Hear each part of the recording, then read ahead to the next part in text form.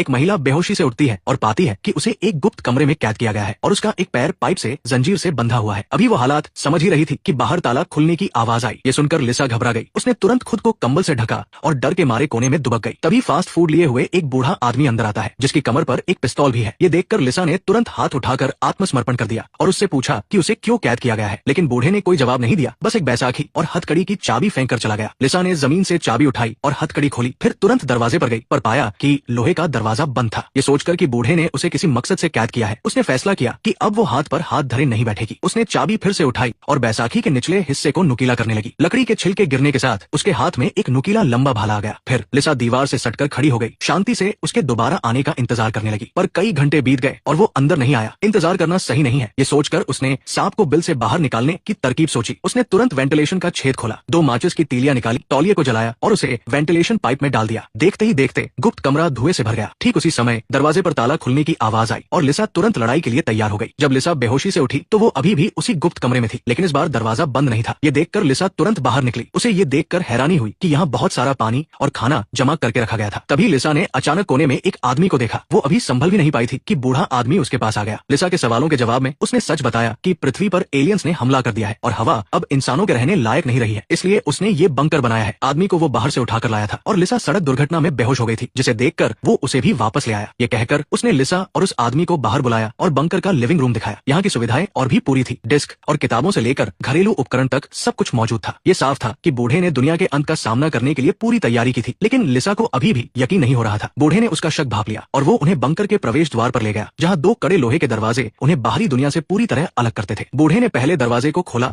और लिसा को बाहर जाने दिया। खिड़की से उसने देखा कि बाहर सब शांत था और बहुत सारे जानवरों के कंकाल पड़े थे। ये देखकर लिसा बहुत डर गई। क्या सच में दुनिया खत्म हो गई है? पर तभी उसने बूढ़े की कार देखी। वो उस कार को अच्छी तरह पहचानती थी, वही पिकअप ट्रक जिससे उसकी दुर्घटना हुई थी। पहले से ही शक में डूबी लिसा अब बूढ़े पर बिल्कुल भी भरोसा नहीं कर सकती थी, लेकिन अपनी मौजूदा स्थिति को देखते हुए उसने तुरंत कोई कार्रवाई नहीं की। खाना खाते समय लिसा ने अनजाने में बूढ़े के पास चाबियों का गुच्छा देखा, लेकिन उन चाबियों को कैसे लेना है ये एक मुश्किल सवाल था। बगल में दाढ़ी वाला आदमी बूढ़े की खूब चापलूसी कर रहा था और उसके खाना बनाने की तारीफ कर रहा था। लिसा ने भी शिष्टाचारवश हाँ में हाँ मिलाई, पर यह देखकर बूढ़ा नाखुश हो गया। चालाक लिसा तुरंत समझ गई कि बूढ़ा जलन महसूस कर रहा है, इसलिए उसने तुरंत अपनी हरकतें बढ़ा दी। उसने न केवल दाढ़ी वाले आदमी से बातें शुरू कर दी, बल्कि उसके हाथ को भी सहलाया। ये देखकर बूढ़ा गुस्से से पागल हो गया। बूढ़े ने तुरंत लिसा को दीवार से सटा दिया और कहा कि उसके बंकर में प्यार की इजाजत नहीं है। लिसा ने बूढ़े को आपा खोते हुए देखकर तुरंत माफी मांगी और कहा कि अब ऐसा दोबारा नहीं होगा। ये सुनकर बूढ़े ने लिसा को छोड़ दिया। लिसा को नहीं पता था कि बूढ़े के गुस्से में आने के दौरान उसने मौका देखकर चाबी ले ली थी, लेकिन तभी ऊपर से इंजन की तेज आवाज आई। लिसा ने मौके का फायदा उठाया और एक शराब की बोतल से बूढ़े को जमीन पर गिरा दिया, फिर तुरंत बंकर के दरवाजे की ओर भागी। जैसे ही उसने ताला खोलने की कोशिश की, बूढ़ा पीछा करते हुए आ गया। आखिरी क्षण में लिसा ने पहला